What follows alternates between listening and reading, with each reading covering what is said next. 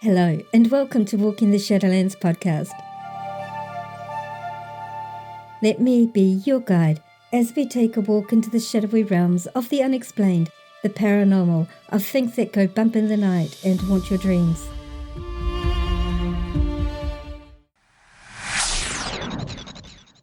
Your hosts, I'm Marianne, and I would like to welcome you to our podcast. Thank you so much for joining us tonight, today, whatever time it is, wherever you are living in this beautiful world of ours. So sit back, relax, and let me be your guide as we walk into the Shadowlands together and discover what awaits us there.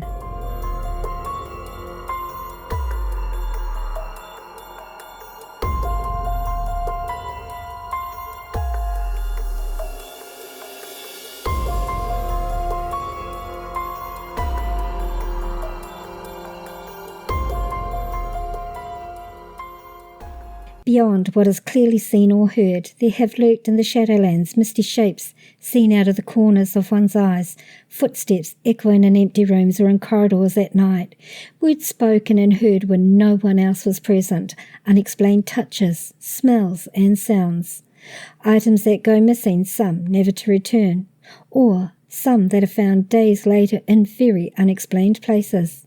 These are the experiences of spirit, ghosts, phantoms, specters, entities, wraiths, so many names given to the souls of physical people who once lived like you and I, but who have passed on from the realm of the physical to the realm of the Shadowlands. Tonight's episode is solely about experiences that people have had with the spirit realm. Some are loving, some are scary. So sit back and enjoy them as you listen. Let's begin.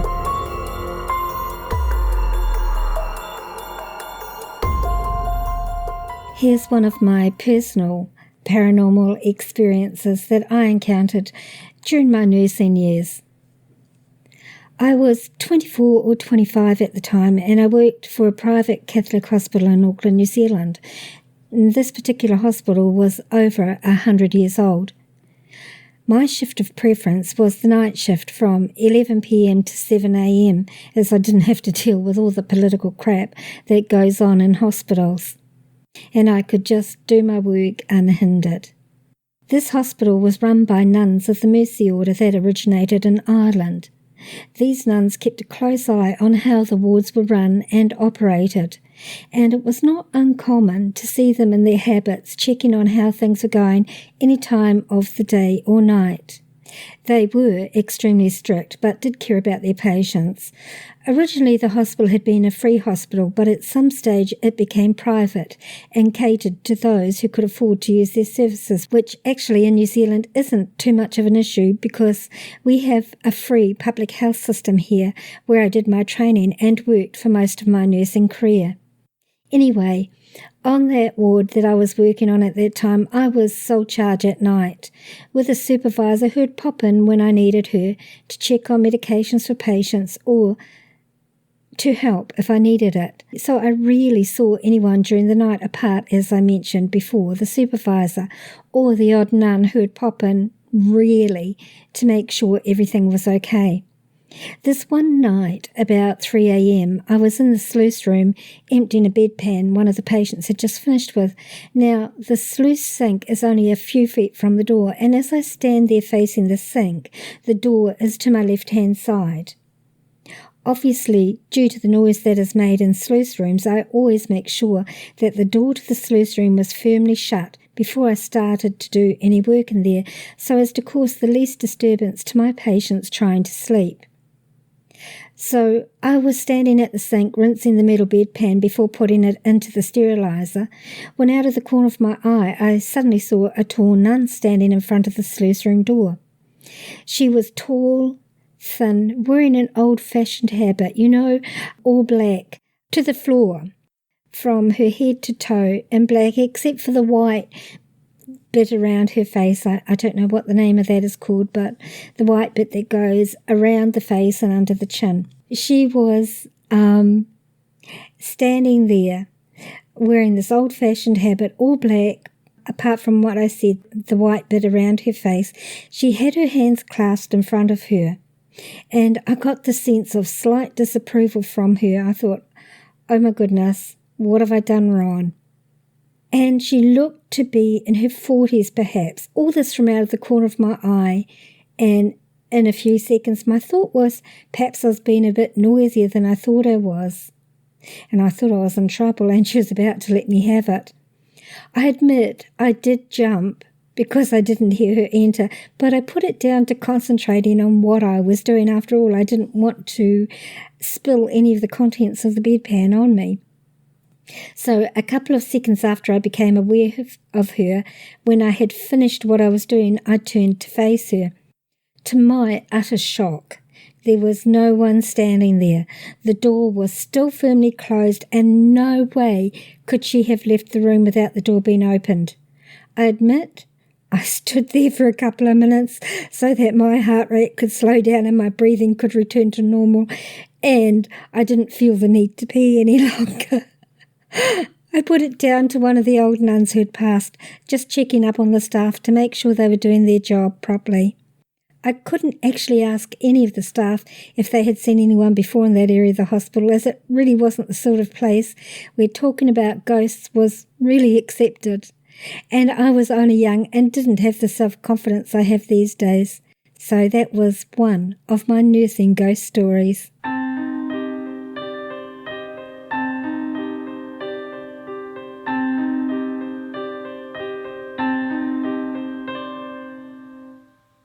These are Angie's nursing experiences.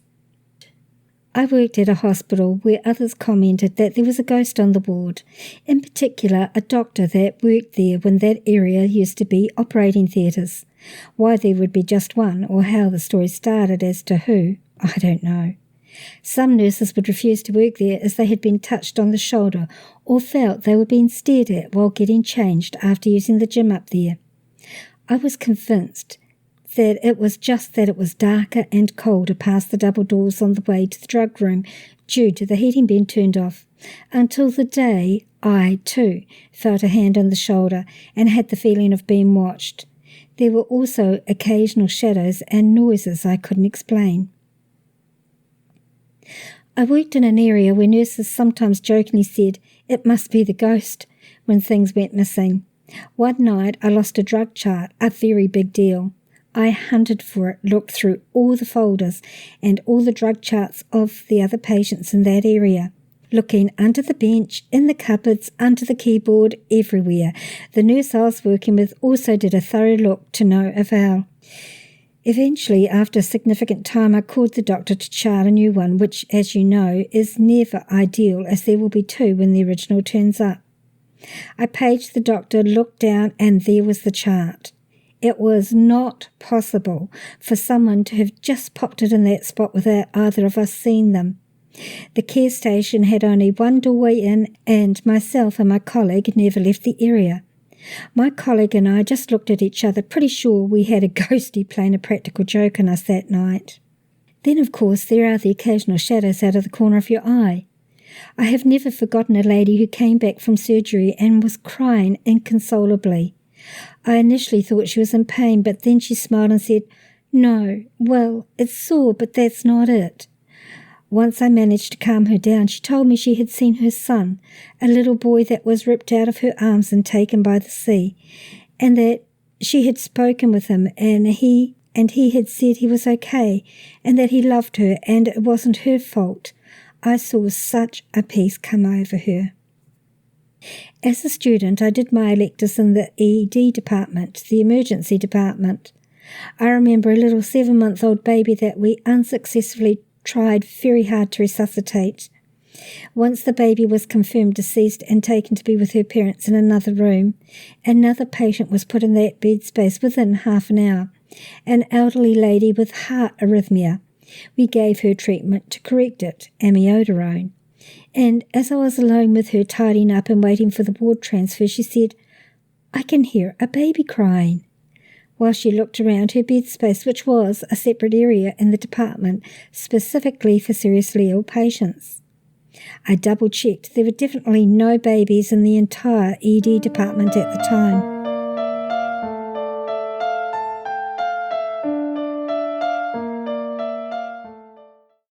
Of course, paranormal experiences aren't always adults. Sometimes they can be children or even babies or toddlers, such as in this story by another person who wishes to remain anonymous.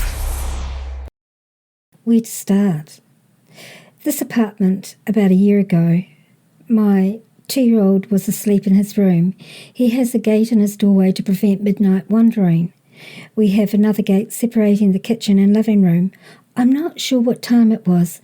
My husband was working overnight and I was in bed. I had just turned the lights off. I heard someone lean on the gate separating the kitchen and living room. It's a distinctive sound you learn to be aware of when you have a toddler. I just kept listening because I knew my son was in his room and still in a crib. Then I heard "Mama" from the kitchen. Definitely a little boy's voice, definitely not my son's voice. It took a minute to register what I heard, then to sink in that it wasn't my son. I was scared. I got up as much as I didn't want to and went into the kitchen. My son's room is off the kitchen. I wanted to make sure that there was no way it was him. He was sound asleep in his crib. His humidifier was going, and that is pretty loud, and his door was closed. At that point, I just went to bed. I left the kitchen light on, though, and texted my husband, and then went to sleep. That's when I started keeping track of the things that go on here. You know, little things that happen all the time, but you just chalk it up to being tired and forgetful, like missing keys or doors opening and closing. We have a lock in the living room. It's one of those hook and eye things, or whatever you call them. There have been times when I'm in bed and I hear that hook open. Fast forward about a month or so. It was morning. I was in the shower. My son was asleep with my husband in another room. Another gate. I heard the bathroom door creak open and was expecting my husband to start peeing. All of a sudden, I hear a child's giggle. Again, not my son.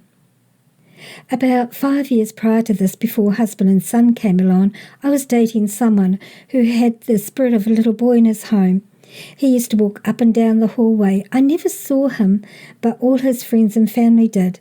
He never made noises until one night we were watching TV and we heard a giggle.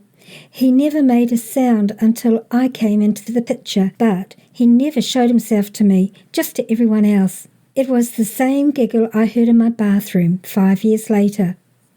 Whenever I visited my boyfriend, I felt like that little boy was there. One night, my thumb got ice cold. Ice cold. I looked down and I literally felt something slip off my thumb and it warmed back up. I believe he was holding my finger. I talked to my ex after I heard the giggle in my bathroom and he told me once we broke up that he never saw the little boy again. I think he may have followed me. I think he is still here. He's not dangerous. He is curious. He's attached to me, I think, because I'm a mum now, and back then I was a mum figure to him. He shows up every now and then. I'm not sure if my son has ever seen him. I hear him gabbing in his room every now and then. One day I'll ask him. My husband also heard the whisper when my son and I were in Florida this past June. He said it sounded like it said, "Where's Mama?"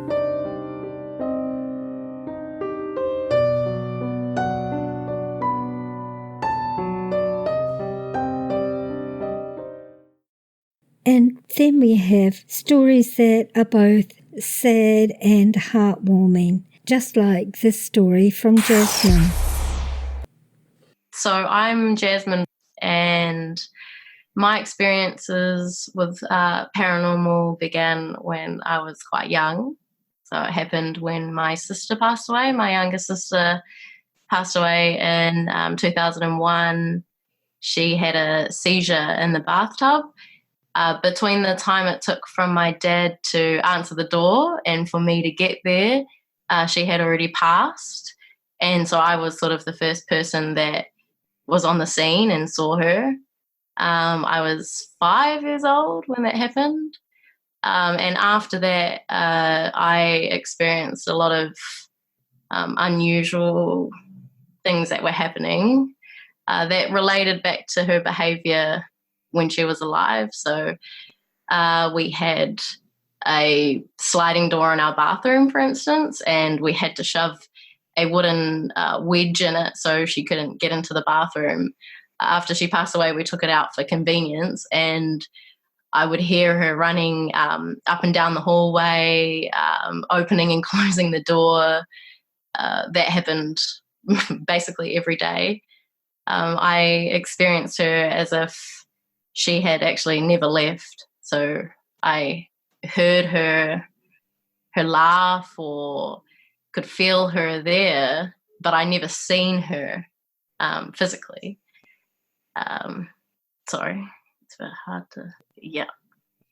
But it's getting easier to talk about, which is good. And I think this feels really important to do. So, these experiences, they continue every day. And because I was quite young, I didn't really understand what I was experiencing. And because I never seen a physical form, I just always heard or felt things.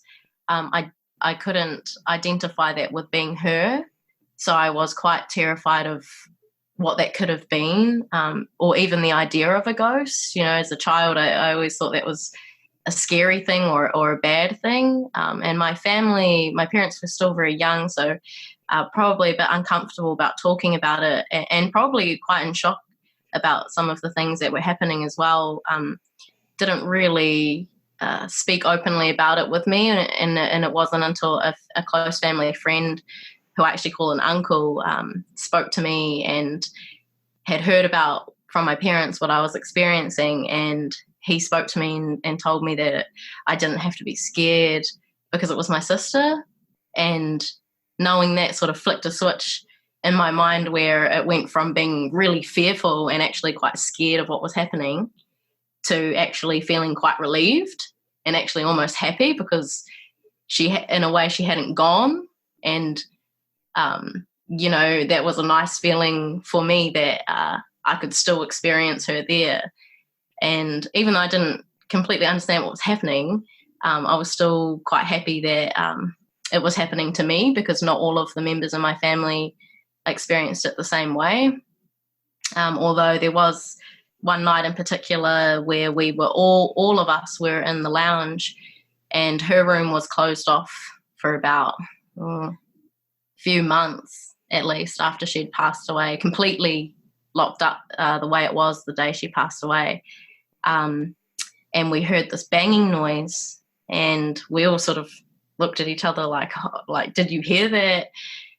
To sort of confirm what we were hearing. And it carried on, and the noise was like a ding, ding. It was like something banging against a metal bar. And we actually used to share that bedroom together, and it was a metal bunk bed that sort of had a railing on the side.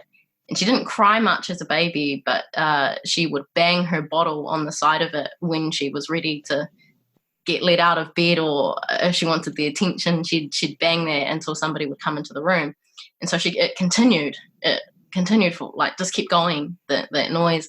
And my mum was actually starting to cry because she didn't really know how to cope with what was happening. And the close family friend, my uncle, he was actually there, and he just got up and he walked into the room, and he opened the door, and he said, "Okay, come on, you can get out now," and then closed the door behind him. And after that, there was no more banging noises. So for us as a family, that was quite a big experience that we've never actually talked about ever since, actually. And I continued to have those experiences right up until we left that house, actually. And after that, I never experienced it to that intensity that I felt in that house, which was actually the house that she passed away in as well, of feeling like she was just there. It's so hard to explain what the feeling was like.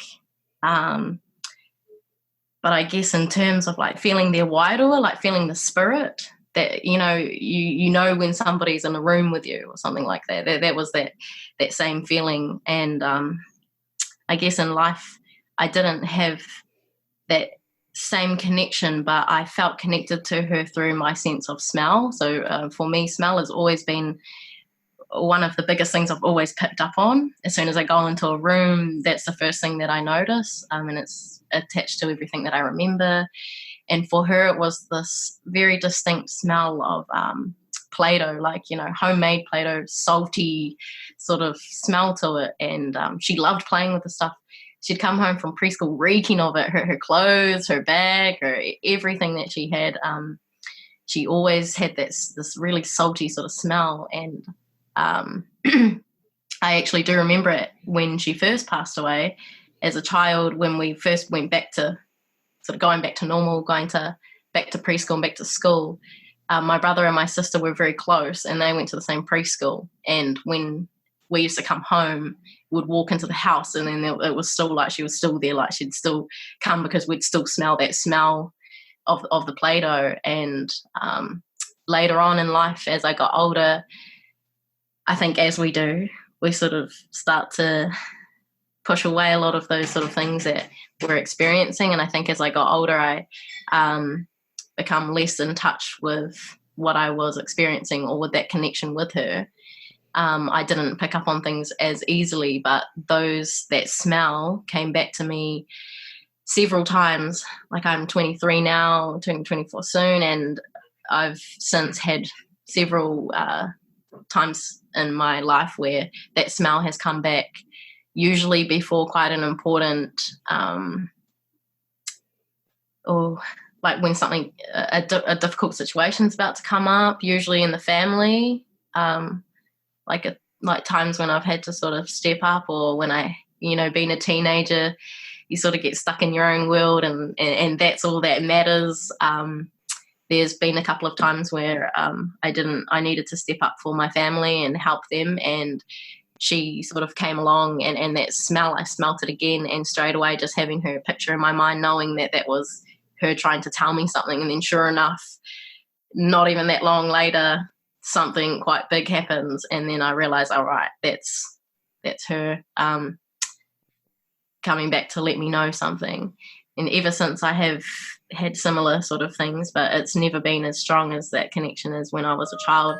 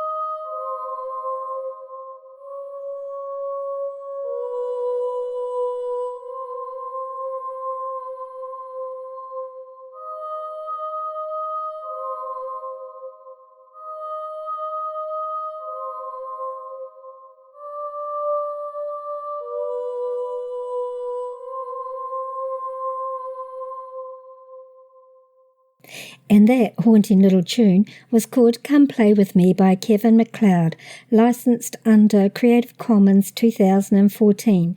For more information, visit our website www.walkingtheshadowlands.com. Sadly, not all paranormal experiences are happy or comfortable. Some of them are pretty scary, such as Vicky's experience in Australia.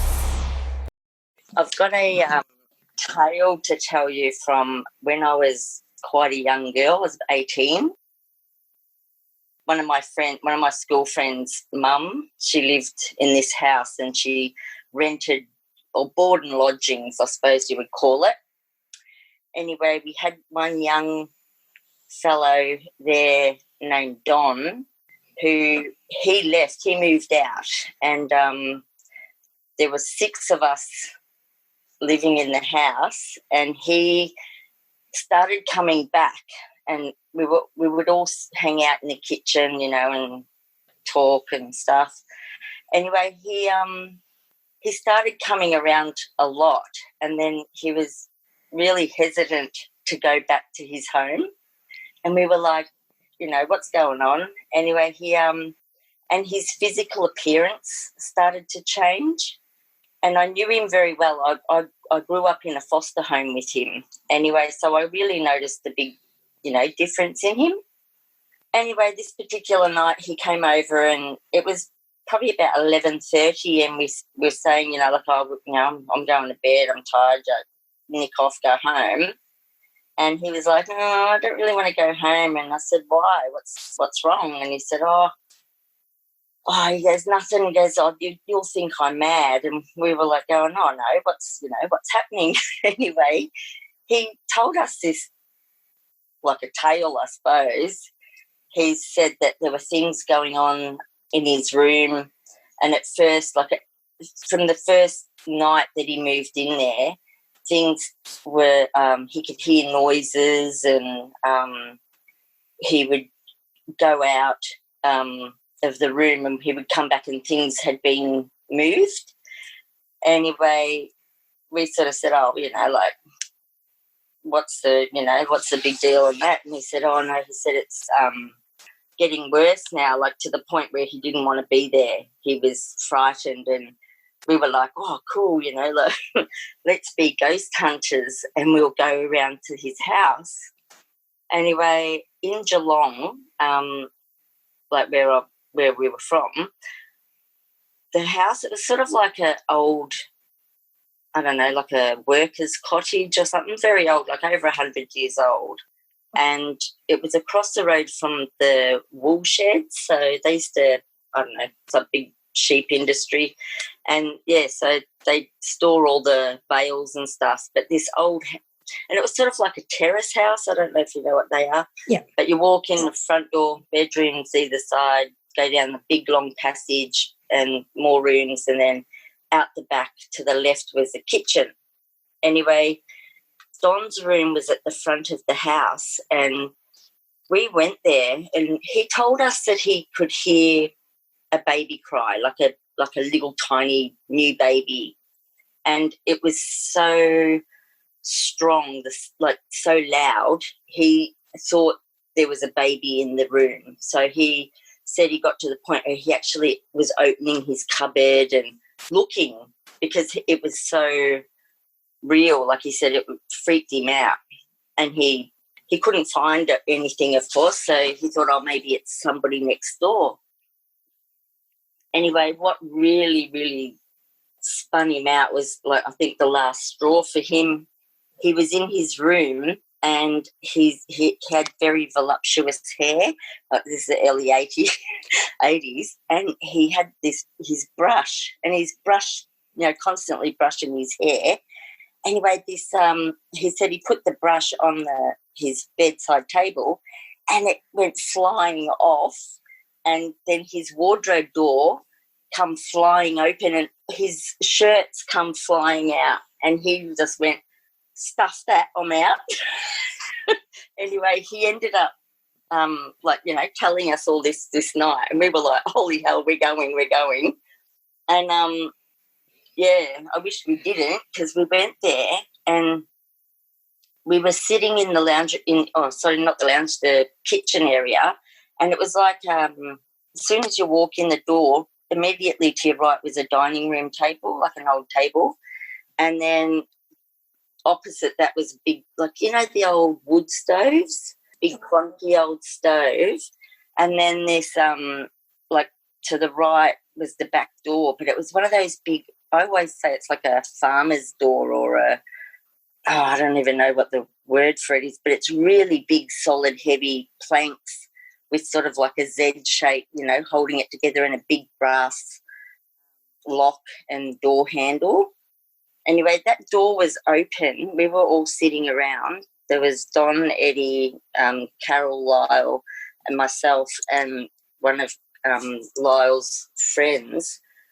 And we literally were sitting there and we were all talking about this stuff that was going on in Don's room. Anyway, it was literally, we were sitting there and it was like somebody had opened a freezer door. It went so cold and our breath, like we were freezing and we were like, oh, what's going on? And then literally it felt like something was going like this, like rubbing their hand across our cheek, and it went around the back of our head, and then it went to the next one and the next one. And you could literally see as this, whatever it was, moved around us, you could see the look on people's face, like everyone sort of went, you know, oh, my God. When it got to Carol, she was sitting on Lyle's lap at the table, and she said, something's touching me, and Lyle's like, what are you doing, Carol? And she said, I don't know. And she said it was like somebody standing behind her and pushing down on her shoulders, like pushing her into Lyle. And he was like going, get off me, like, what are you doing? And it wasn't her. It was whatever this thing was. Anyway, it turned around and it grabbed her throat, and she was, you know, visibly going, like, it was grabbed her, and like we were like, oh my God. Anyway, next thing, the back door slammed, that big bang, and the key comes flying out, and that was it. We were just like, and we were running out of the house. We were hightailing it down the passage, and we heard this almighty bashing up in the ceiling. And it was like an attic, you know, with you pull the stairs or ladder down. Yeah. Anyway, there was this huge ruckus, like massive banging up there, and we were like, oh my God. And Eddie, who lived in the house with Don, he said, I'm going to go and have a look. And we go, no, don't do that. Like, let's just go. Anyway, he went up there, and he was up there for about, I don't even know, 30 seconds, and there was this almighty blood-curdling scream from him, and he come flying out of the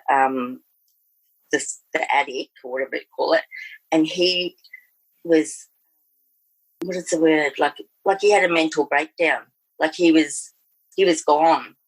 He ended up in a psych ward. Whatever it was not good. And then they turned, Carol went and looked at the archives to see if anything had happened in that house. And apparently there's a guy, I didn't see it myself, but apparently there was a guy in the 30s or 40s, I think it was maybe, I don't know, around Depression time, and he killed his wife and newborn baby. He threw the baby on the ground, like dashed its head onto the stone, like onto the little tiny baby. And I think that's what, I don't know whether it was the house made him do it, like whatever, or that was him in the house doing that to us. Like, yeah, I don't know, whatever, it was physical, and it moved things around, like it was very violent. It was nasty. I get goosebumps thinking about it. But it was poor old Eddie there. I don't know what he saw up there, but it didn't do him any good. And we never ever went back. Don didn't even go back to get his clothes or anything. He left. He just didn't. He come back to the house with us. But yeah, that's the most horrific thing. And you don't want to ever have an experience, you know, like I read about all these people have these nice things, but yeah, that wasn't a very good one. Like I say, it wasn't a nice experience. It wasn't like for a first time. And you sit there and you think, oh, you know, like, I mean, I've had other experiences, nothing like that though. They've been nice, I suppose, if you know, in that way. But this one was nasty. And it's more thing, like I think now, like I was thinking the other night, I was like, holy hell, like, we were really silly because it could have attached itself to us, or like it hurt Eddie. I don't know what it did to, like, mentally, and it was almost like, and this is weird, it was almost like it was being friendly and nice, and then it sort of escalated like that, like snap your fingers, ooh, this is not nice.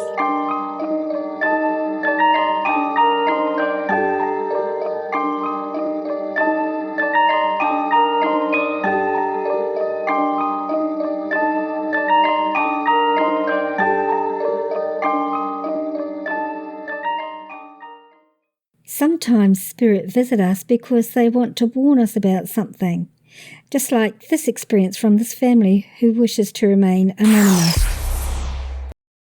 So, my parents' house is an old, late 1800s villa, and they bought it in the early 80s in a desolate state, with weeds growing in the walls and attic, holes in the floor and walls, leaky and in pretty bad shape. So much so my grandmother cried when she first saw it. Mum and Dad did a lot of the work themselves with the help of friends and salvaged a lot of the original details from an old villa down south that was being demolished. Not long after they started doing it up, my mum tried to light a fire in the living room when the match kept extinguishing itself, and a heavy oak dining chair pulled itself out from the table and spun around. A smartly dressed man wearing a top hat appeared and told her, "This isn't a threat, it's a warning. Do not light that fire." Of course, she rings my dad, who is at work in a state, and tells him what happened. So he rang his friend, who was a chimney sweeper, to get him to have a look and see what the problem might be. This guy comes around and he's poking in the fireplace saying, "There's not much wrong with it, just some loose bricks," and Dad goes, "No, something is very wrong with it, go up higher," and he does, and a whole heap of loose plaster, newspaper and wood fell down. If Mum lit the fire, the whole house would have gone up. The man with top hat likes to mess with everyone too. He once told Dad that at this exact time, buy a lotto ticket with these exact numbers. So Dad does. And he's sitting there eagerly watching Lotto on TV and wins $0, not even a free ticket. And he hears laughter on the other side of the house. Fast forward to when my brother and I come along. My brother could never sleep in his room without waking up and crying that a man was standing over him. I woke one night and saw a wee boy wearing overalls and a cap standing in my doorway. Thought maybe I was seeing things, but my uncle saw him one night too. I used to see a tall, shadowy figure in our garden and at the end of our hallway. And one night I got up to go to the toilet, and when I turned the corner to go back into my room, I walked into a tall black figure. I immediately apologised to him and carried on down the hallway, and it wasn't until I was in bed that it dawned on me what had happened. Another time I was having a terrible dream where I was fully aware of being on a trolley with a thin sheet over me being wheeled down a corridor and into a morgue, where I felt a mighty shove on my chest and woke gasping for air with a man standing over me. When I told Mum, she reckoned I'd stopped breathing in my sleep and this man woke me up. We also have a woman in a nightdress who likes to sit and stare out Mum and Dad's bay window. She wanders up and down the hallway every now and then, but has been seen by Mum, Dad and my brother now. Other than that, we mostly have lots of banging and crashing in the kitchen, doors opening, people walking down the hallway. I've heard people talking in our conservatory and smelt my granddad's aftershave in the spot where he used to sit while babysitting my brother and I. I know he hangs around a lot. He's one of my guides. We once had a man turn up to look at the house saying he used to stay with his auntie and uncle who lived there. Turned out his uncle used to wear a top hat, which was passed down to this man. Mum and Dad are currently redoing the house, big renos too. They're basically swapping the kitchen and bathroom toilet around so they can have a bit of flow into the living and dining room, and the house feels uncomfortably empty. Although every now and then the shadow man will be standing over them in bed or at the end of the hallway, he's definitely more authoritative than the other spirits and at the moment full of disapproval. But we all seem to have a mutual understanding. They were there first and we respect that. But this is now Mum and Dad's house, and sometimes when they act up really bad, they get threatened with a cleansing and things seem to settle back down again.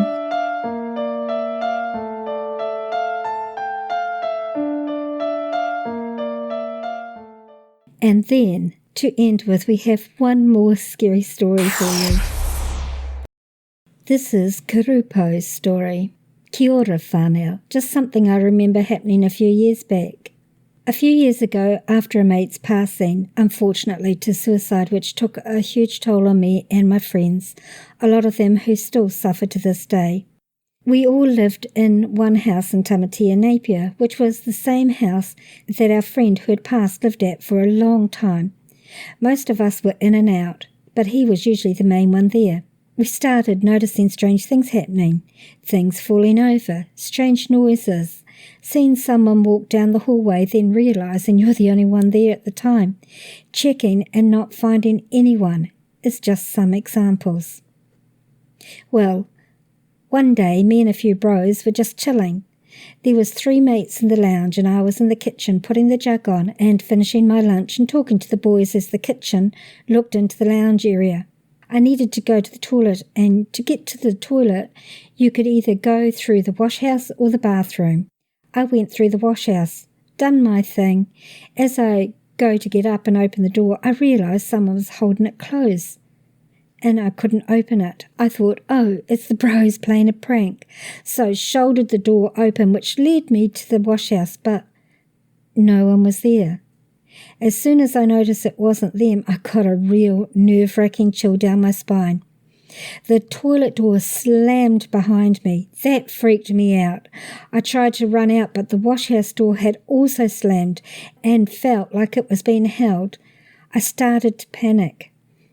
To my right was a dryer stacked with a washing basket full that came flying into me at this point. I thought, F this, yanked the door open and ran into the kitchen. I was shocked, pale as hell, and literally couldn't speak. My friend looked at me and said the famous line, "Bro, you all goods? You look like you've just seen a ghost."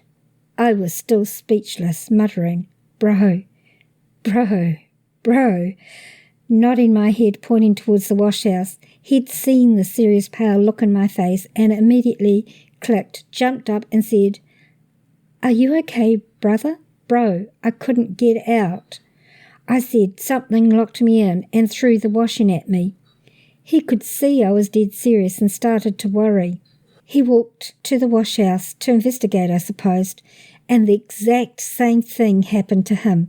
The door slammed behind him. He tried to run out the other door, felt like it was being held closed by someone strong, but nothing fell on him as most of it was already on the ground from happening to me.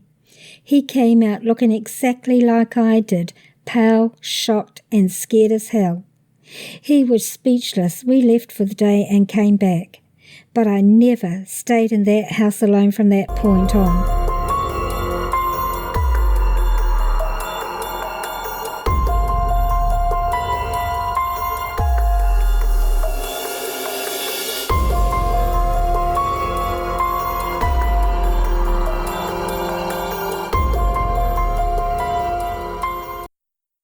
I hope you've enjoyed your journey this episode into the worlds of the Shadowlands.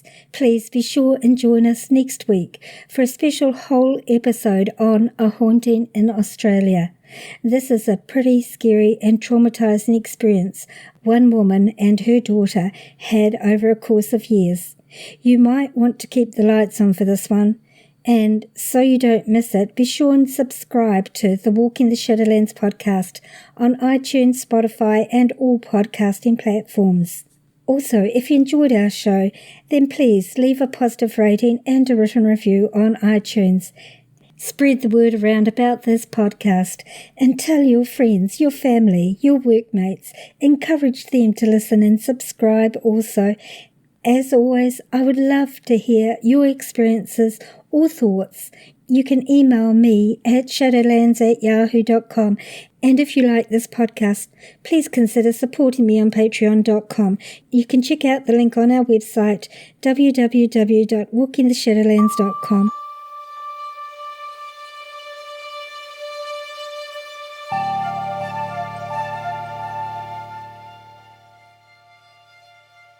Thank you so much for listening tonight, today, wherever you are in this beautiful world of ours. We'll see you this time next week.